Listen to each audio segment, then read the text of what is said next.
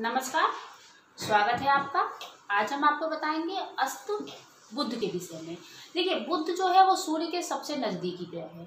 तो ऐसे में बुध की पोजीशन जो होती है हमेशा कुंडली में अधिकतर, हमेशा नहीं लेकिन अधिकतर सूर्य के साथ ही आते हैं। सूर्य बुध की युति यानी बुध आदित्य योग जिसको जानते हैं हम लोग, उसकी पोजीशन बहुत ज़्यादा होती है किसी न किसी भाव में। सूर्य बुध मान्यता कुंडलियों में हर तीसरी कुंडली में ये देखा गया है कि सूर्य और बुध एक साथ होते हैं।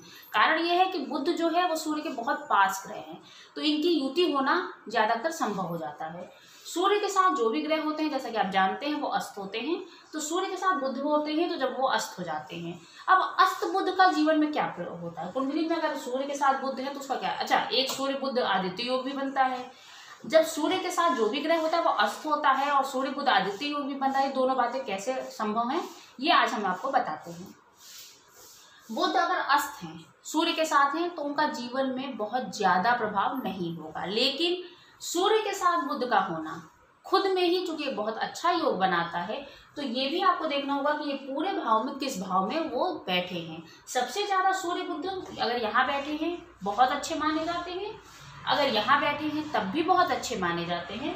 सूर्य बुध की युति अगर यहाँ हो रही है तब भी बहुत अच्छी होती है, यहाँ है तब भी बहुत अच्छी होती है। यानी इन भाव में अगर सूर्य बुध होते हैं तो बहुत, यहाँ पे भी सूर्य बुध की स्थिति पैतृक संपत्ति के मामले में बहुत अच्छी होती है।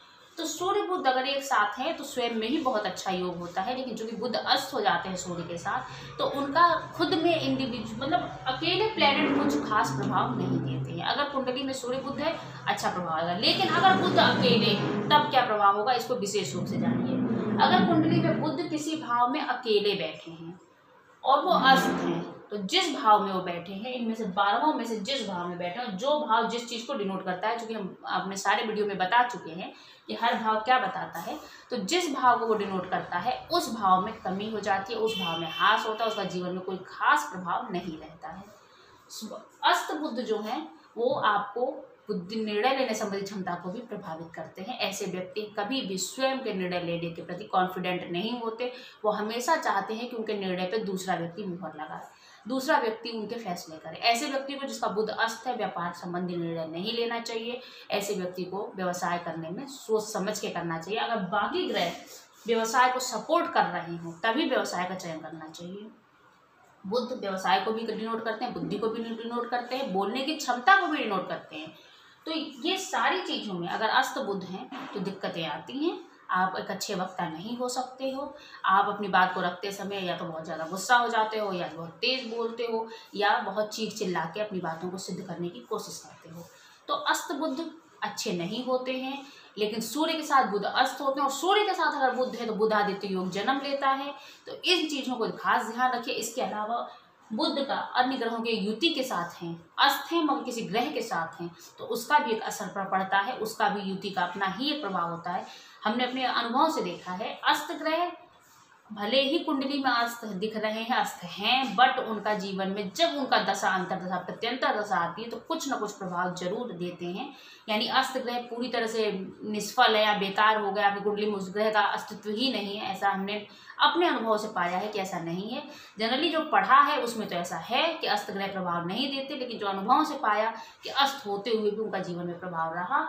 कुछ न कुछ अपने समय दशा अंतर्दशा प्रत्यंतर दशा आने पर उन्होंने अपने जिस भाव में हुए उस भाव से संबंधित परिणाम दिए। तो सूर्य बुध जाहिर सी बात है अच्छे योग हैं। बुध के साथ गुरु का होना बहुत अच्छा है। ऐसे ही कई जगहों पे बुध के साथ गुरु का होना अच्छा है, लेकिन कई जगहों पे खराब भी है। बुध और गुरु विपरीत परिणाम भी दे देते हैं, संघर्ष भी करा देते हैं। भाग्य में जिस ग्रह के जिस भाव में, जैसे बुध गुरु अगर यहाँ बैठे हैं तो भाग्य अच्छा होता है, मगर आपको संघर्ष करा देते हैं। जीवन में एक बार आपको वो उस स्थिति का भी सामना करा देते हैं जिसमें आप बहुत अधिक नीचे चले जाते हैं। यानी जिस ऊंचाई को पाना चाहते हैं वहां तक नहीं पहुंच के बहुत नीचे चले जाते हैं। तो कुंडली के 12 भाव में बुध का अपना अस्तित्व है। जिस भाव में भी बुध वक्री, हम बता चुके बुध वक्री होते हैं तो क्या परिणाम होता है, लेकिन जब बुध अस्त होते हैं तो क्या परिणाम होता है, ये हम आपको समझाने का प्रयास किए हैं। फिर से बता देती हूँ, जब किसी के साथ युति में होते हैं तो उस युति का अपना अलग महत्व होता है, उसमें इन चीज़ों को नहीं जोड़ना चाहिए। लेकिन बुध अगर अकेले अस्त हैं, अकेले 12 में से किसी भाव में बैठे और अस्त हैं, तो उस भाव को खराब करते हैं, इसमें कोई शक नहीं। लेकिन अस्त ग्रह अपना प्रभाव अंतर प्रत्यंतर या महादशा जब आती है तो अपना प्रभाव देता है। अगर किसी की बुध की महादशा चल रही है, उसकी कुंडली में बुध अस्त है, तो उसका मतलब ये नहीं कि वो उसके जितने भी साल गुजरेंगे वो सब बेकार जाएंगे, वो अपना अंतरदशा में अपना प्रभाव देंगे। तो कुल मिला के अस्त ग्रहों का भी वजूद होता है। अस्त मतलब ये बिल्कुल नहीं कि उनका जीवन में कोई प्रभाव नहीं होगा। नमस्कार।